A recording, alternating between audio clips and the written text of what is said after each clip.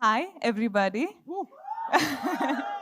पहली बार बॉम्बे आके trending star Khesari Lal Yadav के पिता ने बोला मगैया जवान को गाने का असली चोर। आखिर क्या है खबर की पूरी जानकारी बताएंगे इस वीडियो में, लेकिन उससे पहले आप हमारे वीडियो को लाइक और चैनल को भी सब्सक्राइब कर लें। दोस्तों आपको बता दें कि भोजपुरी इंडस्ट्री में फिर से एक बवाल देखने में आ रहा है और दोस्तों यह बवाल एक सॉन्ग दरिया सॉन्ग के चोरी होने के कारण हुआ है। मगैया जवान ने बोला कि खेसारी लाल यादव ने दरिया सॉन्ग चोरी करके गाया है।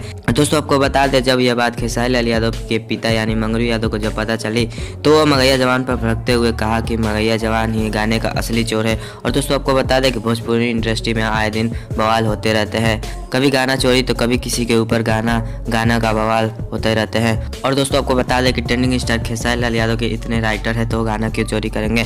आपको क्या लगता है नीचे कमेंट में जरूर बताएं। हम मिलते हैं किसी और वीडियो में, तब तक के लिए जय हिंद जय भारत।